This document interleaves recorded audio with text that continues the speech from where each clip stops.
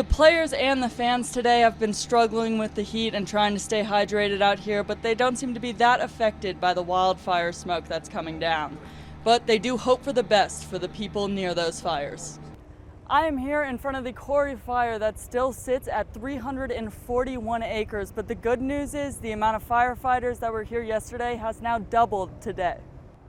Flames are still a quarter-mile away from any buildings, and luckily no structures have been lost in this fire yet. I'm Kate Sherman, covering Colorado First.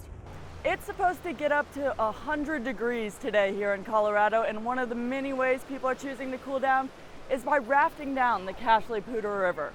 This library has been in the center of this community for nearly 20 years, but with growing populations and changing needs, it is time for something new. As part of the redesign, they're wanting to hear from everyone of all ages. I'm Kate Sherman, covering Colorado First.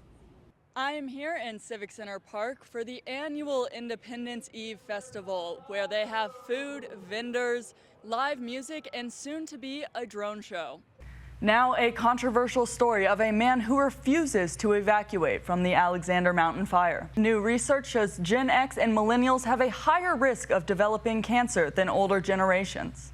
Justice Takes Flight, a nonprofit group of volunteers who helps families with missing persons in Colorado, says they see scams like this in about 90% of the cases they take on.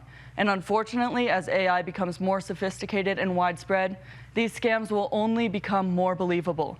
The worst part is, not only do these scams harm the families of the missing people, but they can take valuable time and attention away from actual tips. The stock market is trying to recover after Monday's plunge. Dow Jones fell more than 1,000 points. 3 Colorado police agencies joined forces Friday night, setting up DUI checkpoints around the metro area. And more than a dozen people were arrested for allegedly driving under the influence. These 48 hours are being called the Gold Rush. Lots of medals up for grabs. And it wouldn't be the Paris Olympics.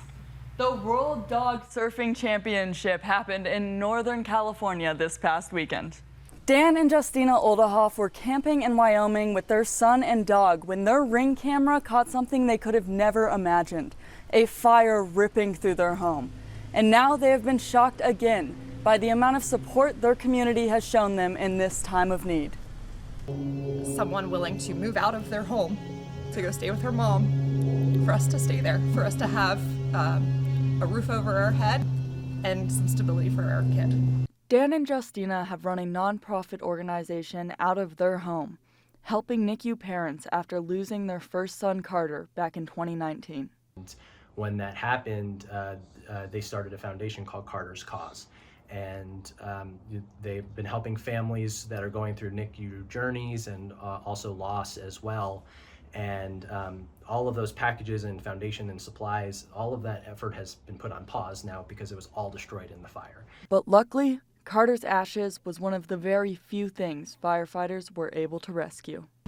It was a wooden box filled with paper and cloth and should have been the first thing to burst into flames, it seems, but some drywall fell from the ceiling and kind of cocooned it a little bit, and it's untouched, it's unscathed. While the community has stood by the Oldehoffs and made this tragedy easier, they have still lost so much. But those handmade items that are from our son, those are probably the ones that hurt the most. Dan and Justina have a long road to rebuilding their home. We need to accept the help that's coming our way because we need it now more than ever. With the help and care of their community, it should go a lot smoother. They know we needed support, and they were there to give it to us.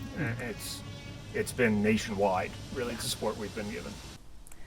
The Oldehoffs still aren't exactly sure what caused the fire, but they did tell us even though they have lost many prized possessions, they are truly thankful that the things that are important are still safe: themselves, their son, and their dog.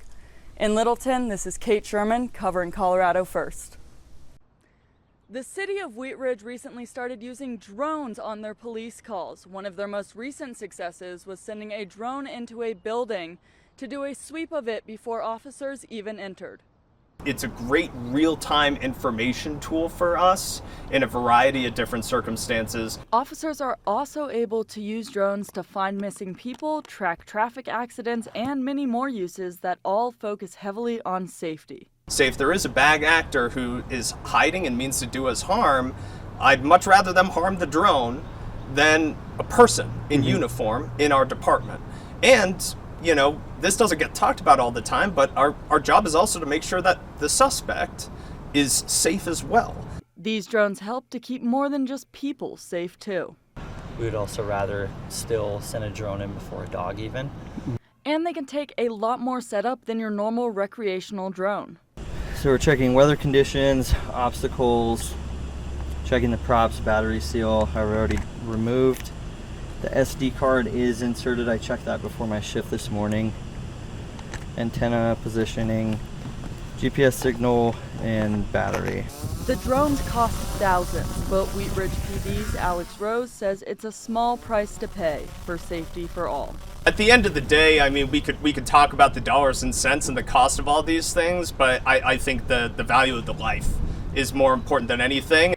These drones only started getting used on calls in Wheat Ridge of April of this year. So while they're still in the beginning stages of implementing them into everyday police work, they have one main goal: to keep their officers, the public, and police suspects safe. In Wheat Ridge, I'm Kate Sherman, covering Colorado First.